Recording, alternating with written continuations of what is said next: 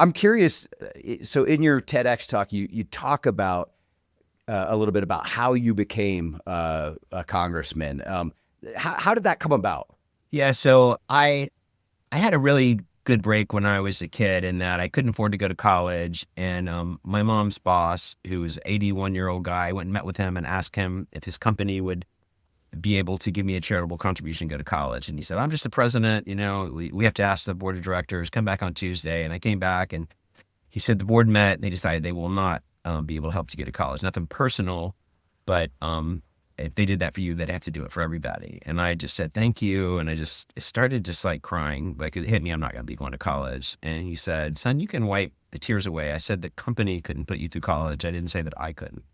And with that, he stroked the check and I was off to college and I was lucky enough to Wow. graduate first in my class. And that got me to Vanderbilt Law School. And I just had this crystal clear mission that I was supposed to go to Congress and help other poor kids be able to go to college by increasing financial aid called Pell Grants, which I'm sure you're familiar with it.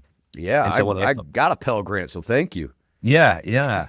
And so when I filed my papers to run, and it was just a disaster because I was in my mid 30s and I was running against all the big names, the mayors, the state legislators.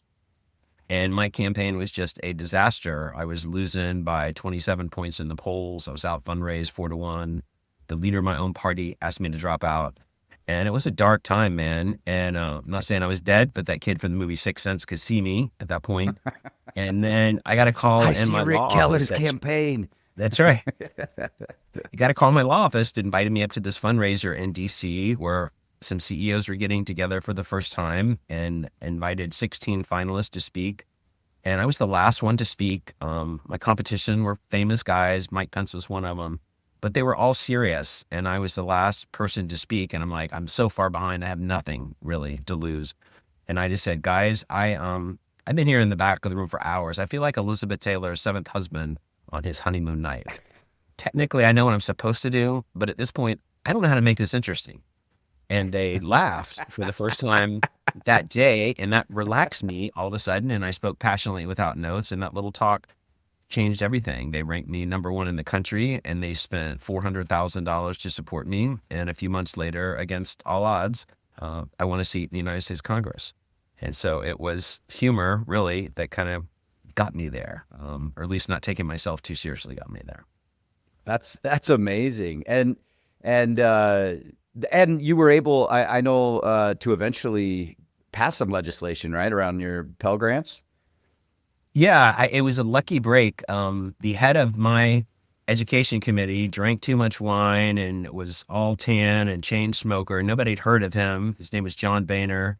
And I was the only one that backed him in the whole state of Florida. And so when John won, pulled off this big upset, he's like, what would you like, Rick? And I said, well, I'd like to be the chairman of the higher education committee because I could help poor kids go to college. And he handed me the gavel and said, get to it, Mr. Chairman. And then I was able to use that position to increase Pell Grants by 62%, and 5.5 million people got their chance to go to college. And so kind of the big takeaway I took for that for life is that I thought back to Mr. Overstreet and I was like, wow, one little act of kindness really can change someone's life, might even change the world. He changed over 5 million lives. And so I took that to heart.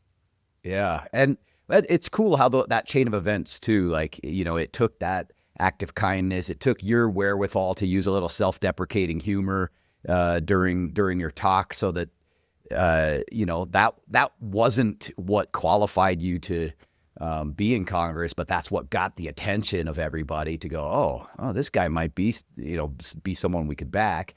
And then it took you backing the right guy and also having the plan to like, hey, this is what I want to do. I want to do good for people. All those things together, you just never know where things are going to end up. One day you too could be a 60-year-old living in a dorm. Yeah, that's funny. That's right, man.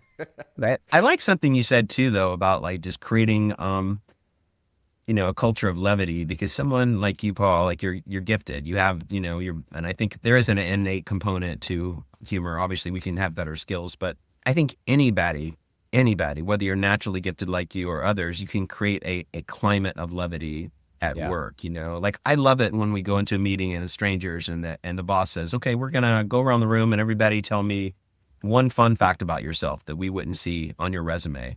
You don't have to be a funny guy to do that, but it creates this environment that, okay, it opens up the room for levity. And then I think people are more likely to tell that boss if something's going wrong, they're not scared of him. They can chime in, and it makes it a more creative workplace. And so I don't think a person to be able to fully appreciate humor doesn't mean you have to be the funniest guy in the room. You just have to appreciate the value of levity, I think, right?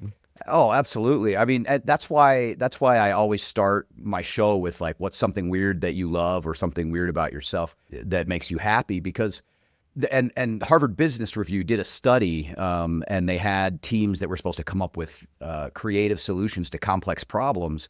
And they had some teams just get right into problem solving mode. Another team, everyone first go around and share your greatest accomplishment and then start solving.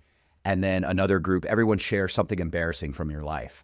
And the Yeah, embarrassing moment group outperformed the other two groups by 25%. that's 25% more fascinating. solutions and more creative solutions generated. Because just like what you said, like if we carry ourselves lightly, we open up and make a psychologically safe space for other people to just show a little bit of who they are, you know? And so as you're telling us about yourself and the listener can kind of get a picture of like, oh, yeah, this guy graduated from Harvard and he's an attorney and was a congressman, but he also seems like a pretty chill guy, you know, that I could Yeah. like hang out with. Yeah.